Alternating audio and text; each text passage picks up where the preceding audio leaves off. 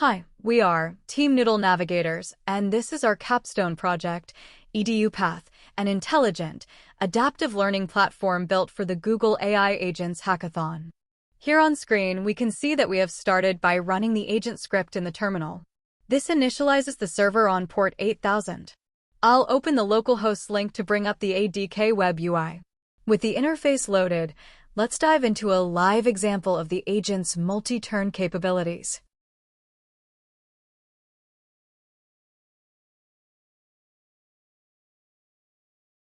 Now I tell the agent I want to learn the 8 queens problem at a beginner level.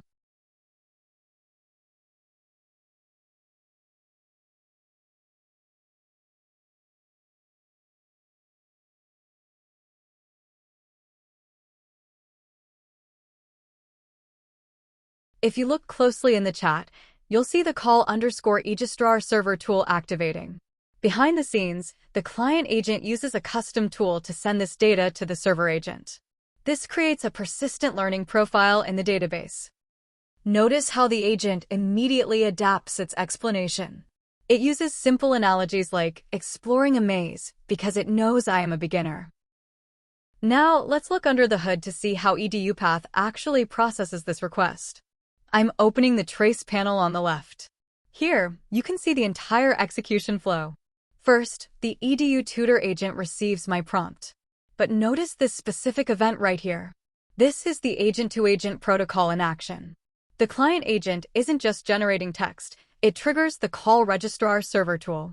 It packages my topic, 8 queens, and my level, beginner, and sends a real HTTP request to the backend server running on port 8001.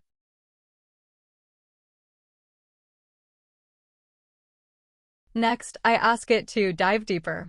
Because the agent accesses my profile from the database, it remembers I chose the beginner level. Notice how the response remains friendly and explains the core concepts in simple English, avoiding complex jargon.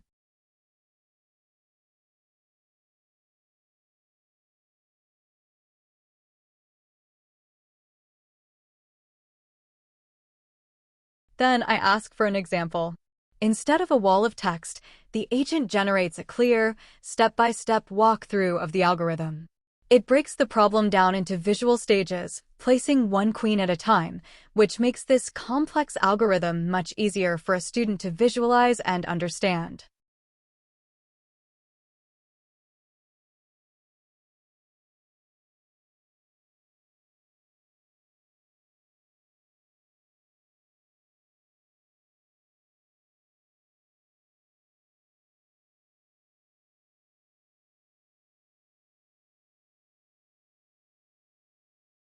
Next, I ask the agent to take a quiz.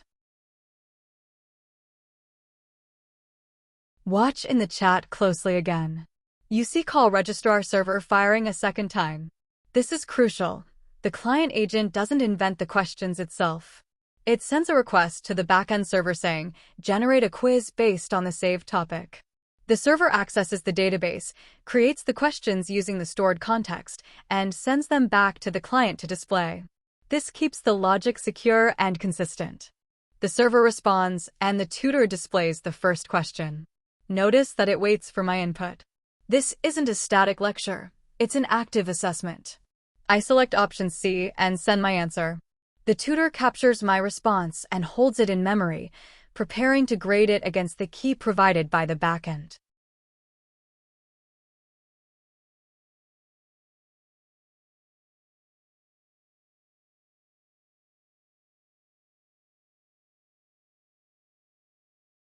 After I submit the final answer, the server grades the entire session.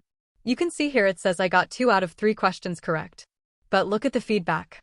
It doesn't just say wrong. Because the agent understands the context of the 8 queens problem, it explains exactly why my answer about diagonal conflicts was incorrect in this specific scenario.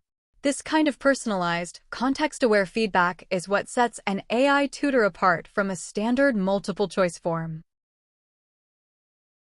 Finally, to solidify my understanding, I tell the agent to visualize the 8 queen problem.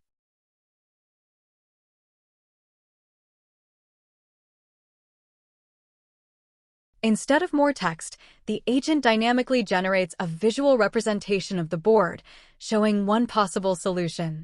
This capability, moving from explanations to step-by-step guides, to quizzes, and finally to visualizations, is what makes EduPath a truly comprehensive learning tool.